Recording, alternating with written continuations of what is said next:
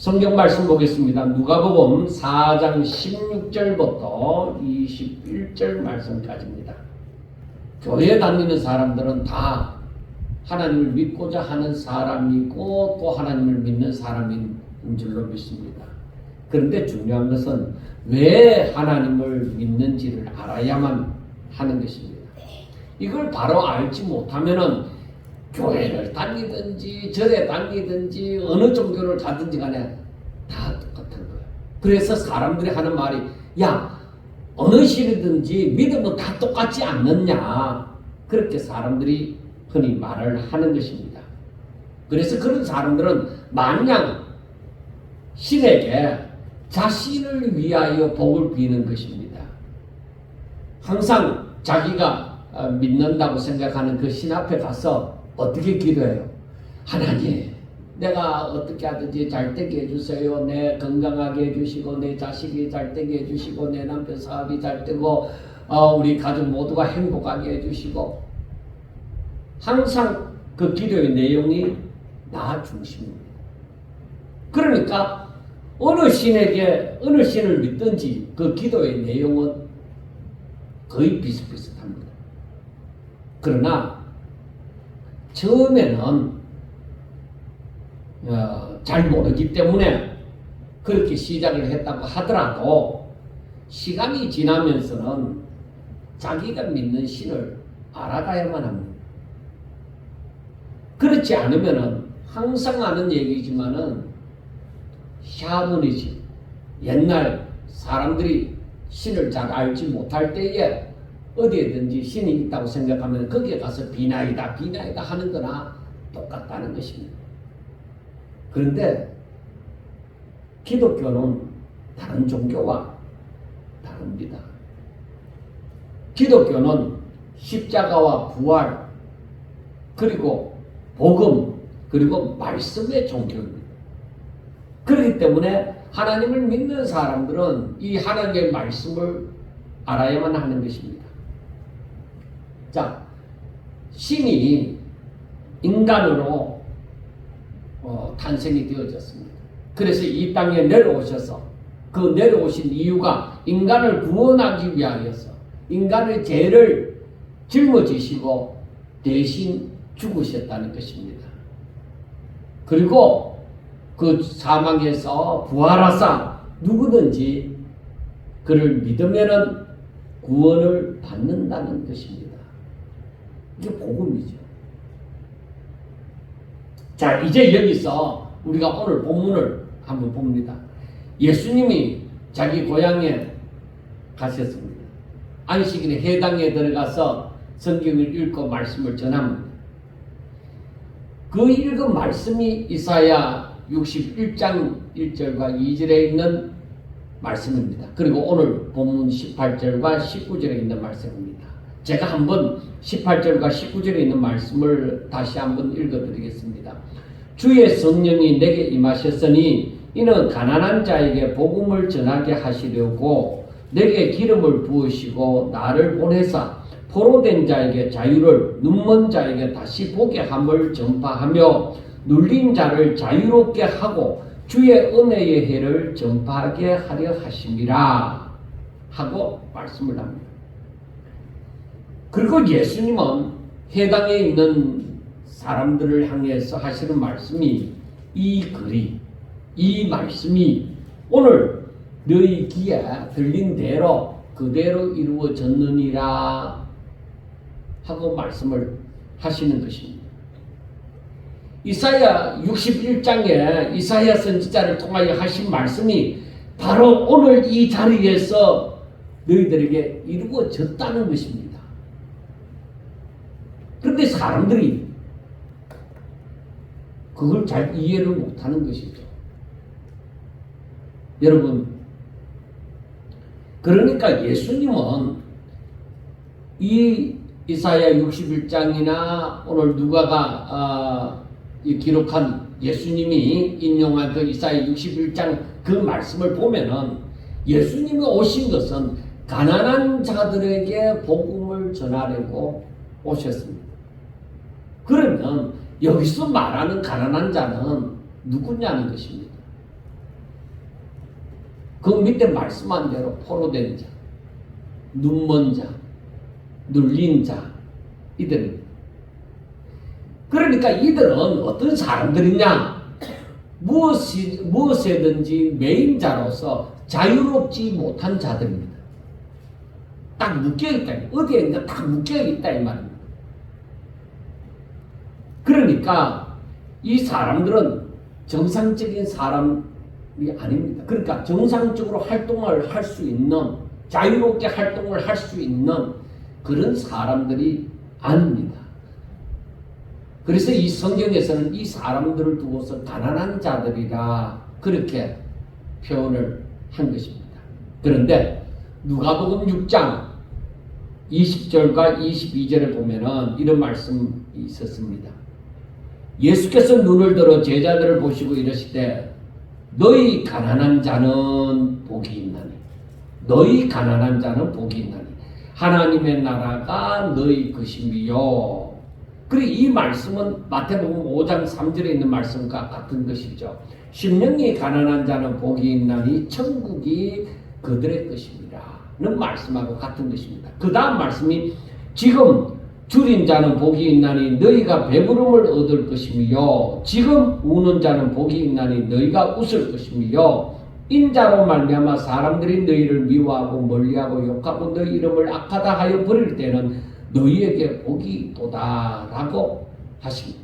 그러니까 누가복음 6장에서는 줄인 자, 우는 자, 인자로 말미암아 사람들이 너희를 미워하고 멀리하고 욕하고 너희 이름을 악하다고 하여 버리움을 받은 자, 그런 사람은 가난한 자에게 속하고 그러나 이들은 복이 있다는 것입니다.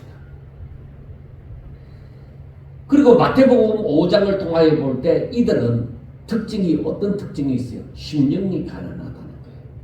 심령이 가난하다. 나는 만족하다. 나는 부유하다. 그렇게 생각하는 자들이 아니라 나는 연약하다. 나는 부족하다. 나는 죄인이다. 이렇게 함으로써 항상 신을 찾는 것이죠. 도움을 바라는 것이죠. 이렇게 심령이 가난한 자다.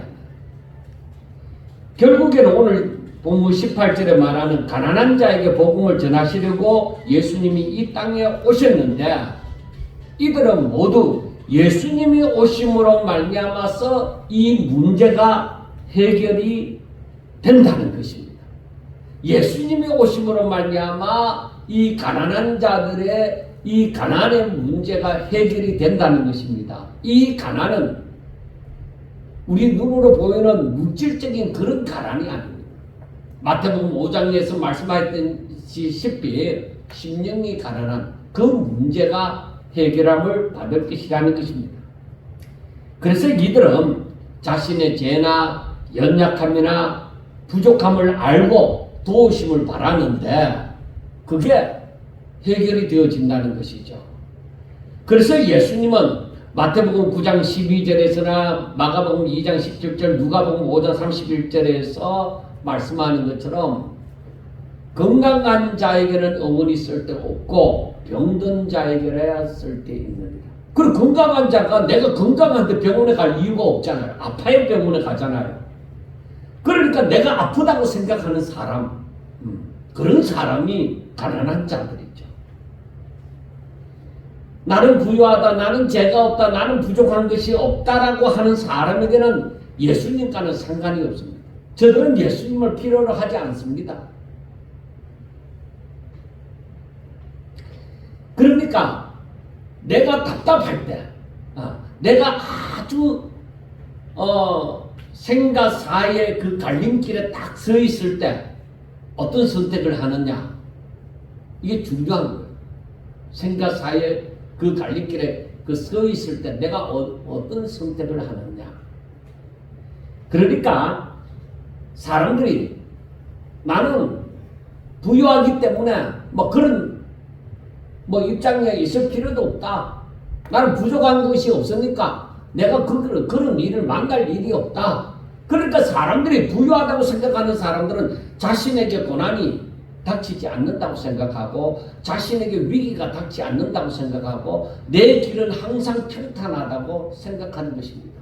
권력을 가진 사람들, 지식이 많은 사람들, 그러니까 무엇이든지 가졌다고 생각하는 사람들, 무엇이든지 자기가 우위에 있다고 생각하는 사람들은 그런 부족을 느끼지도 않는 것이죠.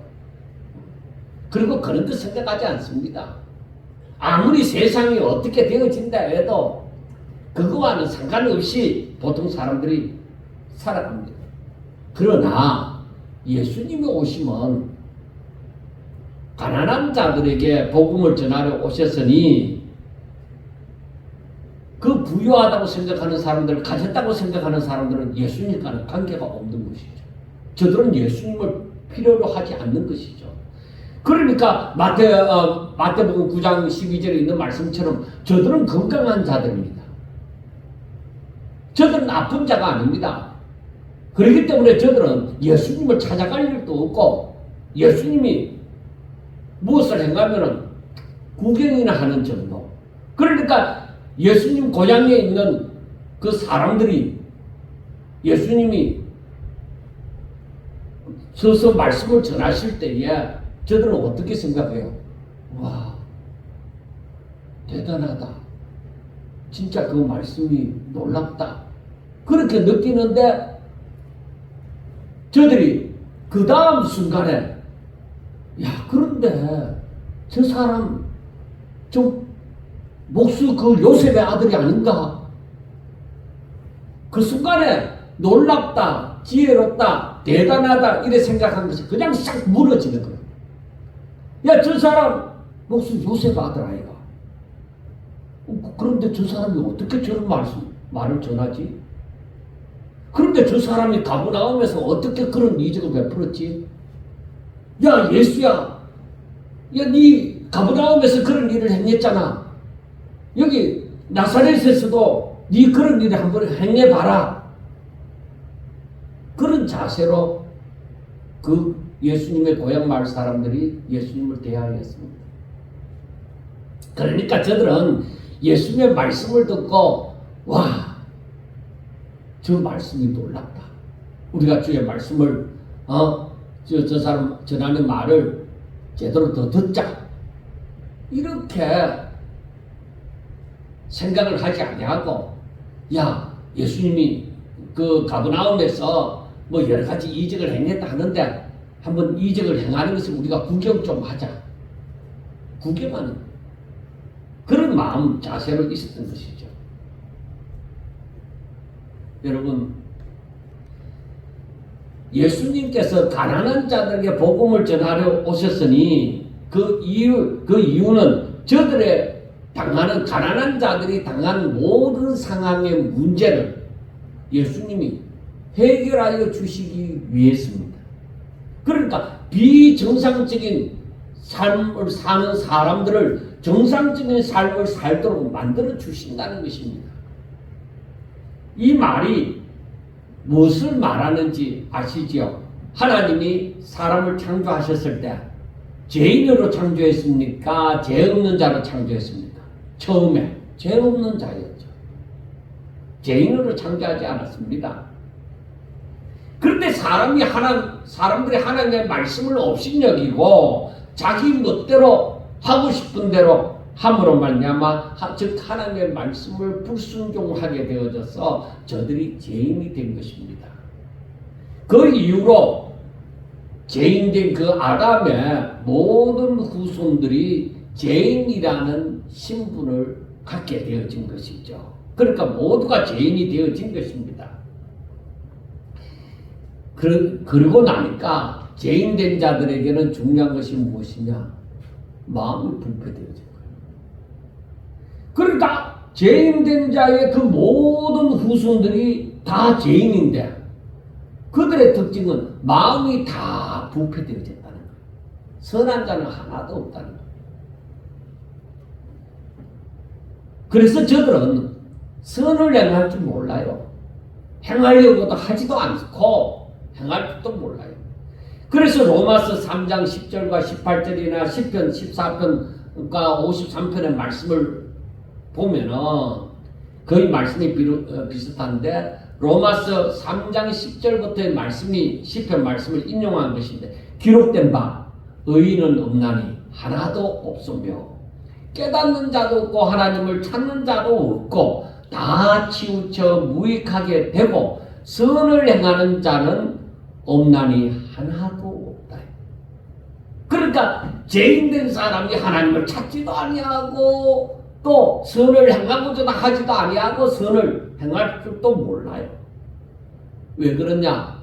그 다음 말씀이 그들의 목구멍은 열린 무덤이요 그 혀로는 속임을 일삼으며 그 입술에는 독사의 독이 있고 그 입에는 저주와 악독이 있고 그 발은 피 흘리는데 빠른지라 파멸과 고생이 그 길에 있어 평강의 길을 알지 못하였고 그들의 눈앞에 하나님을 두려워함이 없느니라 함과 같으니라.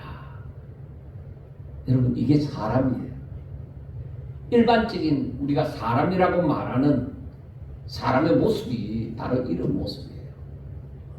제가 오늘 아침에도 밥을 먹으면서 집사람에게 얘기를 했지만은 오늘 아침 말씀을 묵상하다가 야 다윗이 진짜 일촉즉발의 위기 상황이 있었는데 블레셋의 아기스 왕에게 가서 시글락 땅에 거했는데 이 블레셋 아기스 왕이 이스라엘과 전쟁을 하려고 하는데 다윗이 한 1년 정도 거기에 같이 살았으니까 다윗을 데리고 다윗은 전쟁을 잘하는 장군이었잖아요. 그러니까 다윗을 데리고 이스라엘과 전쟁하는데 같이 가려고 하는 거예요. 야 앞으로 장차 이 다윗이 이스라엘의 왕이 되어져야 되는데 이렇게 되면 어떻게 되겠느냐. 그러니까 다윗도 여기에서 피할 수도 없고 아주 난감한 상황에 있었습니다. 그런데 이제 출정해서 가려고 하는 그 순간에 블레셋 방백들이 저 사람 누구냐? 다윗이 아니냐? 저 사람이 우리와 함께 가서 전쟁을 하다가 만약에 자기가 이스라엘의 왕이 되고 싶어서 만약에 그 이스라엘 편에 서갖고 블레셋을 치고 공로를 세우는 것이 아니냐. 우리는 저 사람을 믿지 못해서 못 나간다. 왕이시여 저들을 돌려보내소서.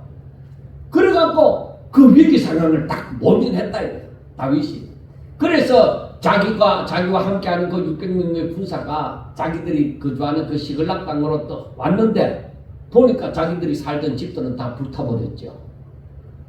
처자식은 전부 다 붙들려서 가버리고 없다 이거예요.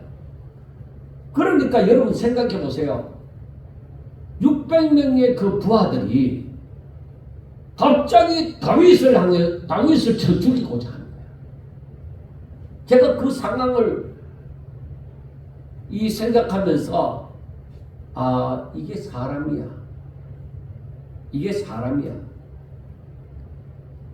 좋을 때는 다윗은 앞으로 이스라엘의 왕이 되어져야 됩니다. 당신은 대단한 자입니다. 우리가 사울 왕 그 지하에 살다가 너무나도 불편해서 너무나도 힘들어서 막 이 당신에게로 피하여 도망왔나이다 하고 별의별 말을 하면서 다 모였는 자들이 600명이었다 이 말이에요.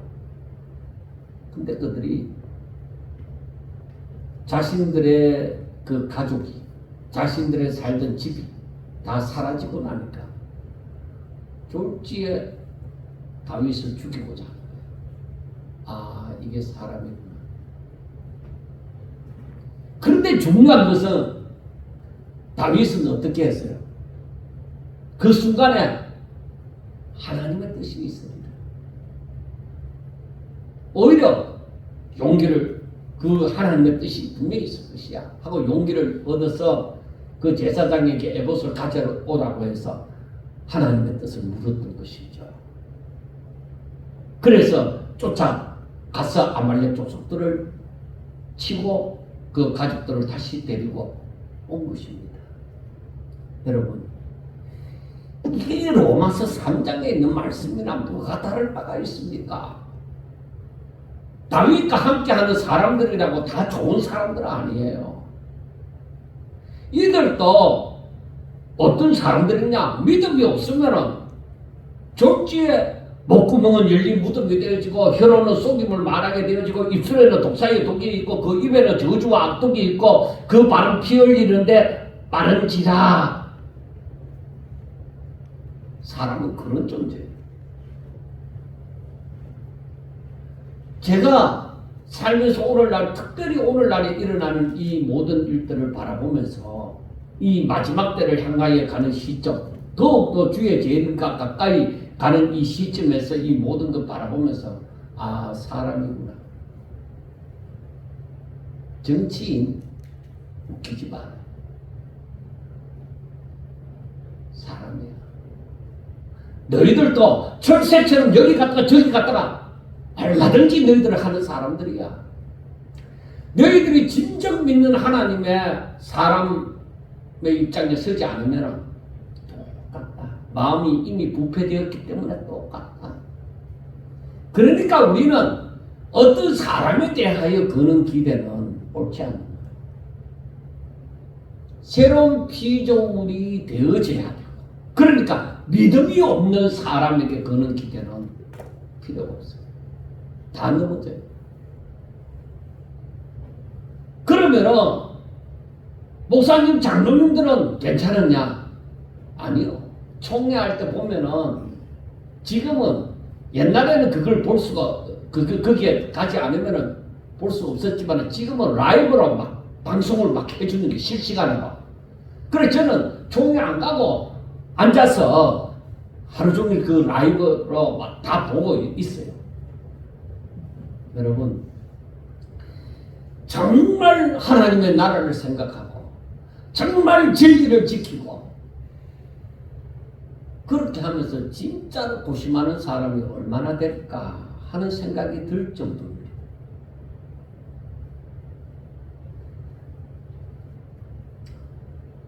그런데 이러한 사람들을 바라보면서 하나님은 무슨 생각을 하실까? 다 때려 지키고 싶을까? 아니요. 저는 그렇게 생각하지 않습니다.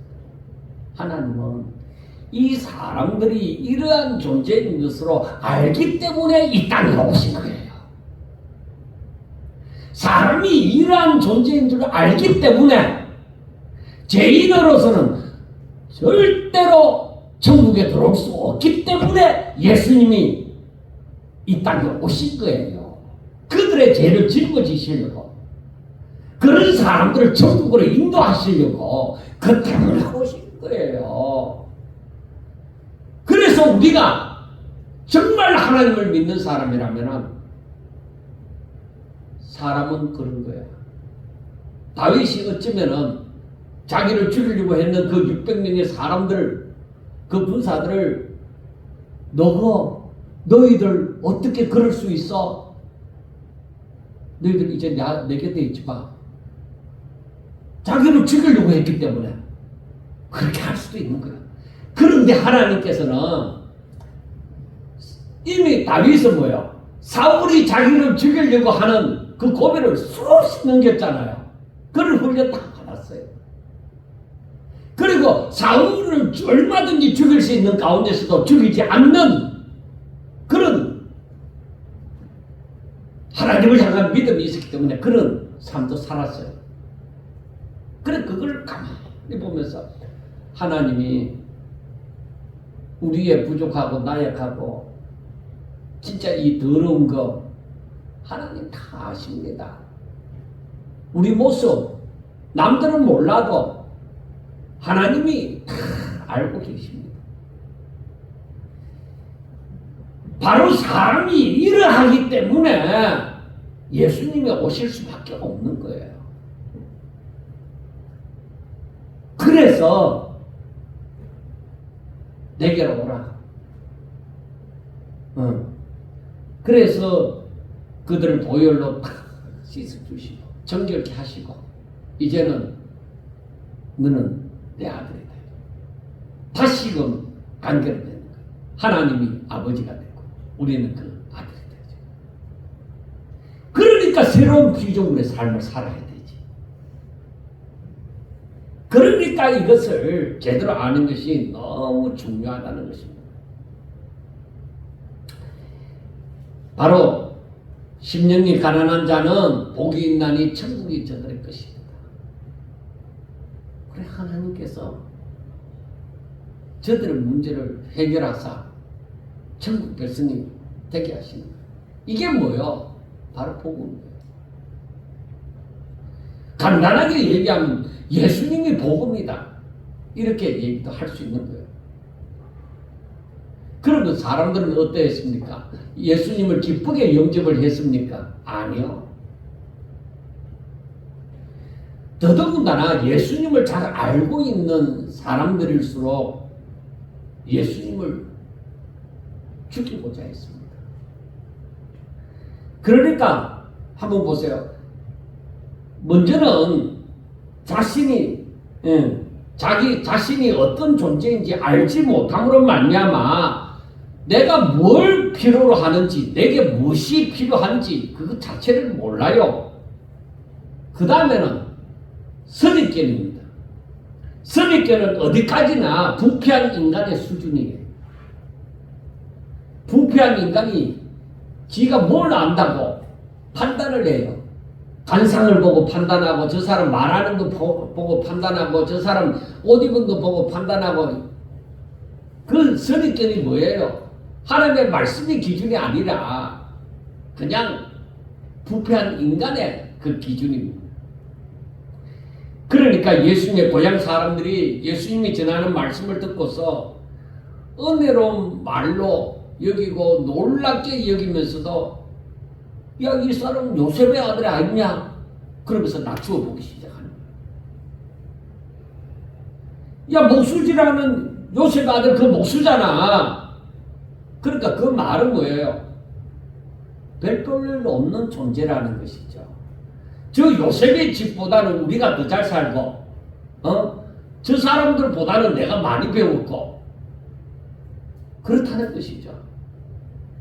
그러니까 예수님은 가난한 목수의 아들이면서 훌륭한 대학을 나온 것도 아닙니다. 그래서 그게 일반적으로 사람들의 선입견이다 보니까 그 제자, 나중에 예수님을 따라다니는 제자가 되어졌지만 나다나엘이라는 사람도 어떻게 했어요? 나사렛에서 무슨 선한 것이 나올 수 있느냐고 얘기했어요. 이 선입견이에요. 예수님은 사람들에게 이 세례 요한에 대해서 말씀하면서도 그렇게 말씀을 했습니다. 너희가 무엇을 보려고 강야에 나갔더냐? 바람에 흔들리는 갈대냐? 그러면 너희가 무엇을 보려고 나갔더냐? 부드러운 옷 입은 사람이냐? 부드러운 옷을 입은 사람들은 왕궁에 있느니라. 그러면 너희가 어찌하여 나갔더냐? 선지자를 보기 위함이었더냐? 옳다. 내가 너희에게 이르노니 선지자보다 더 나은 자니라. 선지자보다 더 나은 자인데 사람들은 세례 요한을 그렇게 보지 못했던 것입니다. 사람들의 선입견은 어디까지나 부패한 마음을 가진 사람들의 수준에서 판단을 하는 것입니다. 그래서 오늘날 사람들은 그 선입견이 어떠하냐? 그 경력, 스펙을 갖고 따집니다. 어느 대학을 나왔느냐? 유학은 갔다 왔느냐? 그러면 박사학위는 있느냐? 그리고 사람들의 인정을 받는 어느 큰 교회에 심우했느냐? 그리고 그 사람은 부모가 뭐 했느냐?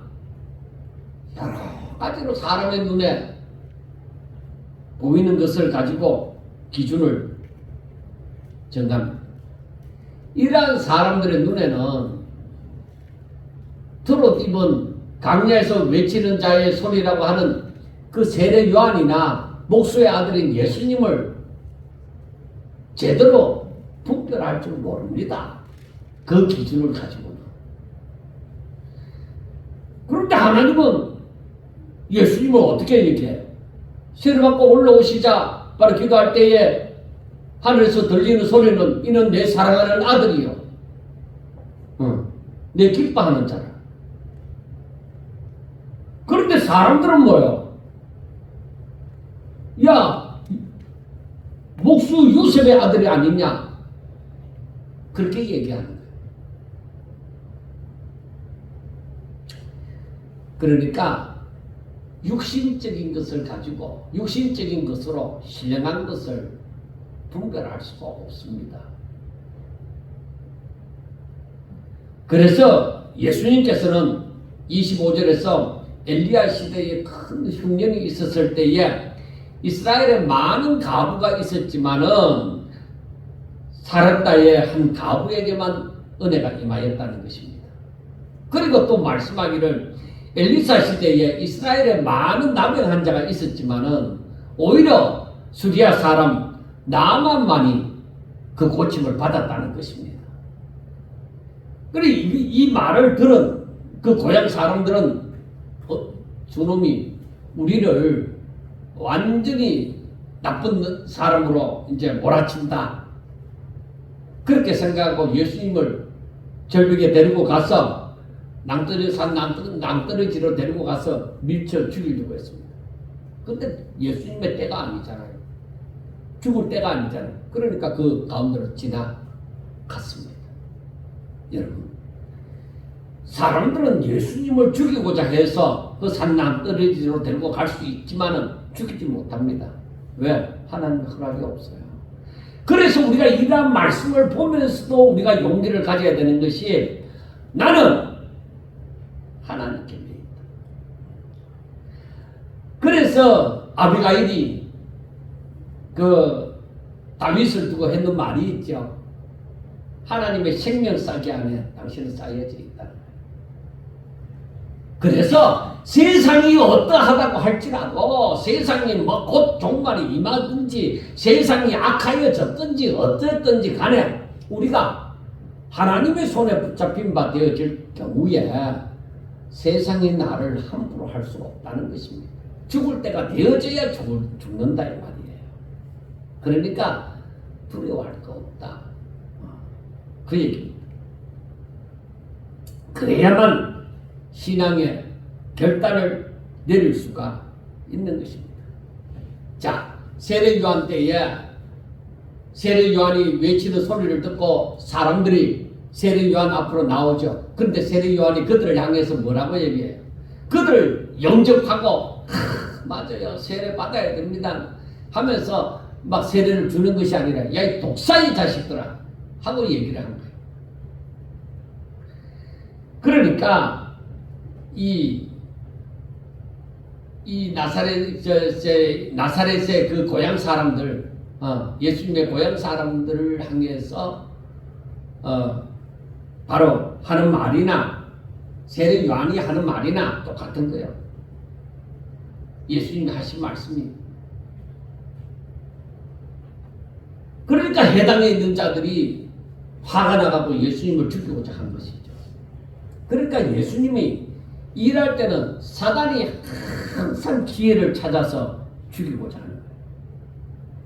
그래서 하나님의 사람이 되었다고 하면은 정말로 자신이 어떤 다윗처럼 큰 죄를 범하지 아니하고 정말로 하나님의 말씀을 부여잡고 살아간다고 하면은 다윗처럼 항상 생명의 위기를 느끼면서도 죽지 않는다.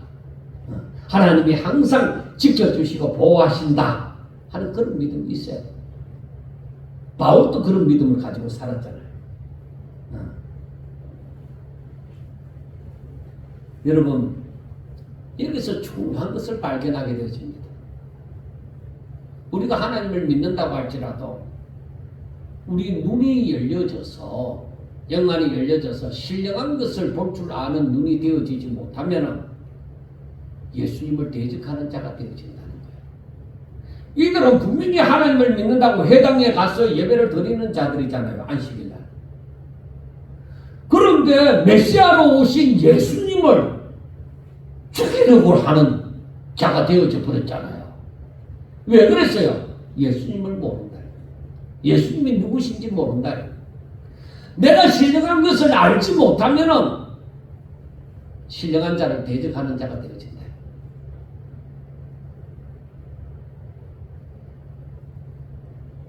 예수님은 이 땅에 복음을 전하러 오셨는데 누구에게 전하고자 오셨느냐? 바로 다시 한번 말하지만 가난한 자들에게 복음을 전하려고 오신 거예요. 그리고 이 복음은 성령이 임함으로 전해지게 되어지는 것입니다. 그래서 사도행전 1장 8절의 말씀이 1장 8절의 말씀이 오늘 그 본문 18절에서 있는 말씀과 같은 거예요. 주의 성령이 내게 임하셨으니 18절입니다. 오늘 본문 주의 성령이 내게 임하셨으니 이는 가난한 자에게 복음을 전하게 하시려고 내게 기름을 부으시고 나를 보내셨다. 그렇게 말씀을 하잖아요. 그런데 사도행전 1장 8절에는 뭐라고 얘기해요? 오직 성령이 너희에게 임하시면 너희가 권능을 받고 예루살렘과 온 유대와 사마리아와 땅끝까지 이르러 내 증인이 되리라. 바로 성령이 임하지 않고 복음이 전해질 수 있느냐? 안 된다.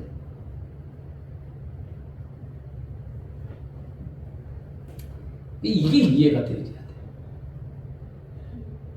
그 성령이 임한다고 해갖고 막 떠들고 막 두 손을 건들고 그러는 거 아니에요. 바로 그건 뭐예요? 하나님의 말씀이 그에게 있다는 거예요. 말씀이 삼위일체 하나님이 그 가운데 있다는 거예요. 그러므로 내가 하는 것이 아니라 이건 생명의 말씀이 되어져서 하나님이 역사하는 거예요. 그래 하나님이 내 가운데 임재하셔야 되는 거예요. 자, 이 복음을 누구에게 전하러 오셨다고 했어요? 가난한 자들에게. 그렇다고 하면은 우리는 생각해 봐야 됩니다. 나는 가난한 자인가? 나는 진짜 가난한 자인가? 나는 날마다 하나님 앞에 내 심령이 가난한 자인가?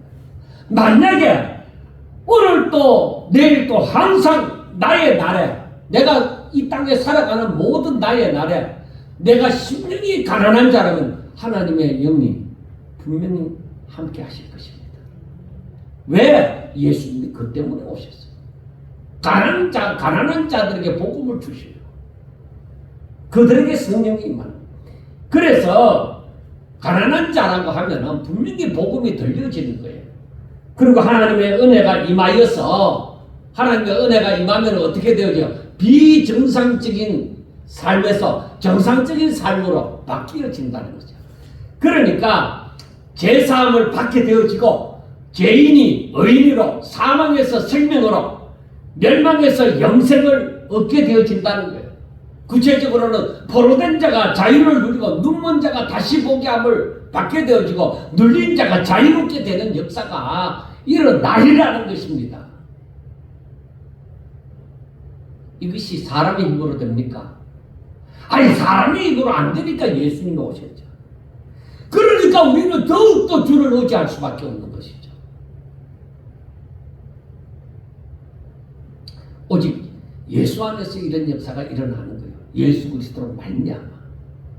그래서 하나님께서 은혜를 베푸사 우리가 예수 그리스도 안에서 살게 하시려고 믿음을 우리에게 선물로 주신 것이죠. 사랑하는 여러분, 저와 여러분들의 비정상이 무엇입니까? 무엇 때문에 온전하지 않습니까?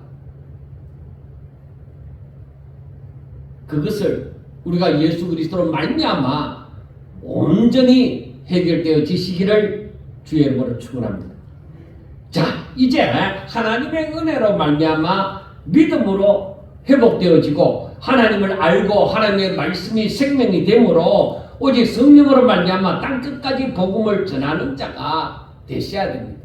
그래 복음을 전하는 자가 이 하나님의 임재가 없이는 성령이 저들에게 임하지 않고서는 복음 전하면 그건 가짜예요. 죽은 거예요. 기술이에요. 그러니까 오늘날 이 AI가 나오기 전에는 이 인터넷으로 얼마든지 설교를 받아낼 수가 있다고 했잖아요. 그리고 설교를 또 만들어서 파는 자가 또 있었잖아요. 그러니까 성령 없어도 그것 가지고 얼마든지 사람들에게 감동을 전하고 할 수가 있었습니다. 많은 사람들이 그 가운데 쏘가 넘어가는 것이죠. 그런데 지금은 AI가 생겨난 거예요.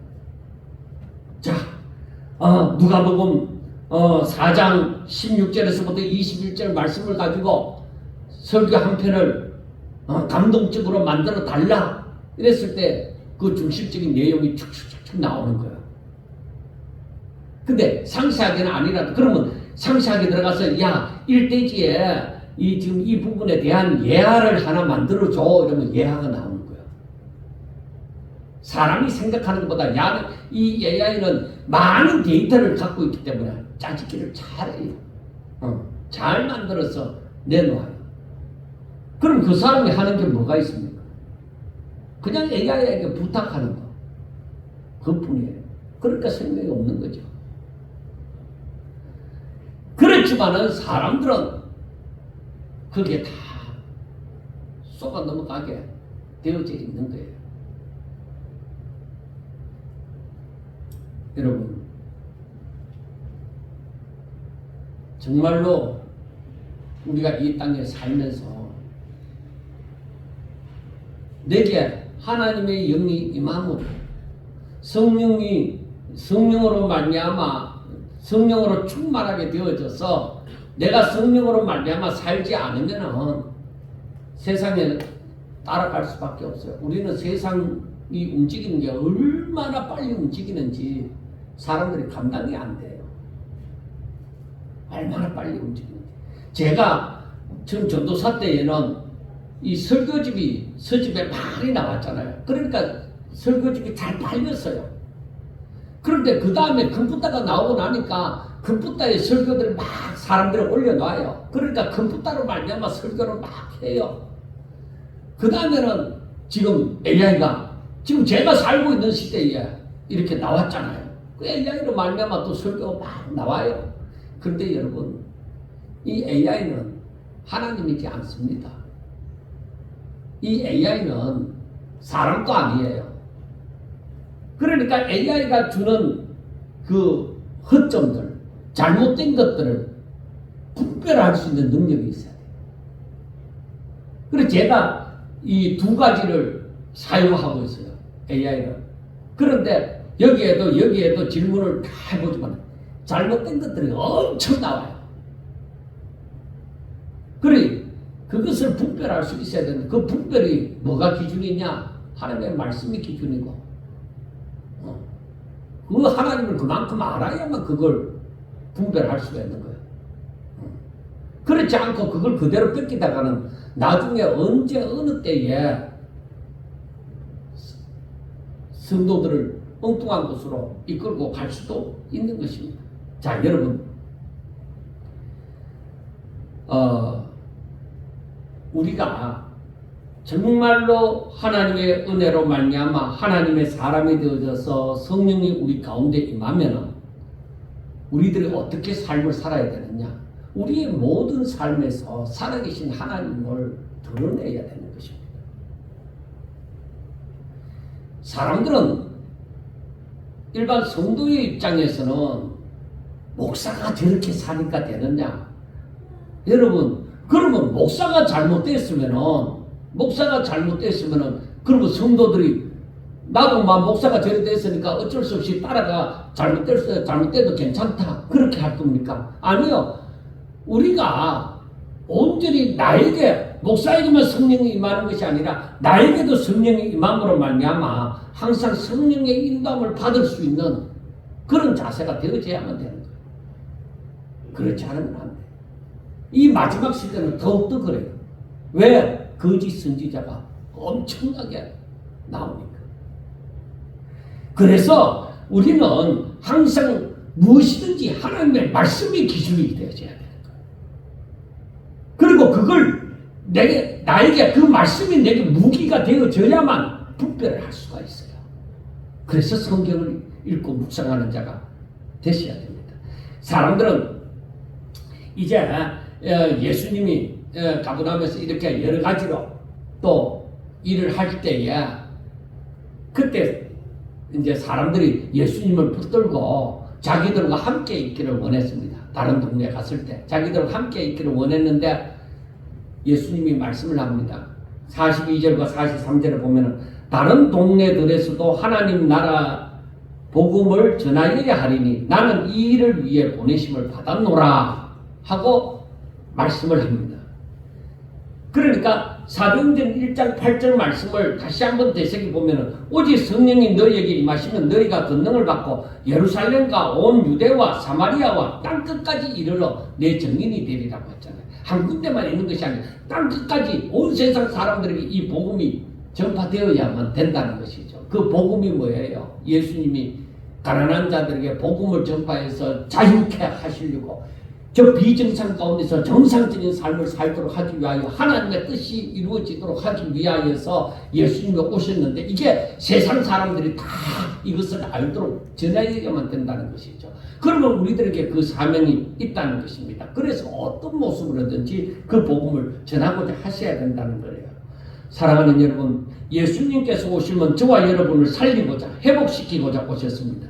자신의 문제가 바로 죄에 사로잡혀 있기 때문인지를 알고 오직 죄에서 벗어나 하나님의 말씀을 순종함으로 오직 자신을 위하여 십자가에 못 박혀 죽으시고 다시 살아나신 예수님을 믿음으로 이제는 죄에서 해방되어 자유한 자가 되어서 모든 삶이 회복되어 하나님의 자녀로 그리고 하나님의 종이 되어 세상의 소금이 되고 빛이 되어 하나님 나라의 복음의 일꾼이 다 되시고자 하셔야만 합니다.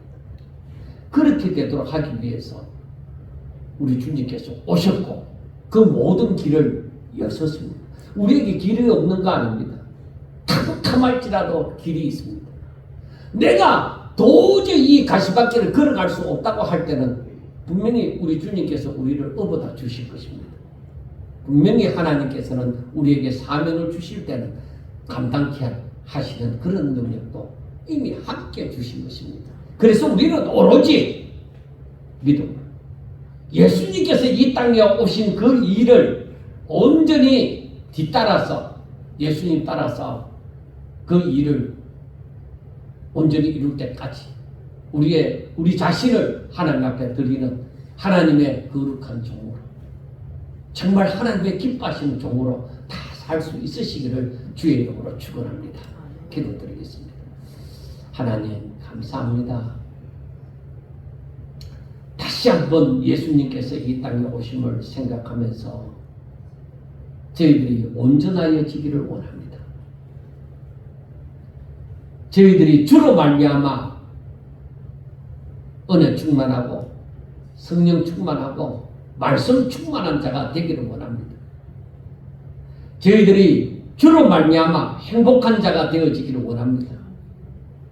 주로 말미암아 더욱더 소망을 가지고 남은 생애를 멋진 하나님의 종으로 살기를 원합니다. 하나님의 기뻐하는 종으로 살기를 원하오니 하나님 우리의 삶의 일거수일투족을 다 관찰하시고 하나님 뜻대로 절대적인 주권으로 주장하여 주시옵소서. 예수님 이름으로 감사하며 기도드리옵나이다. 아멘.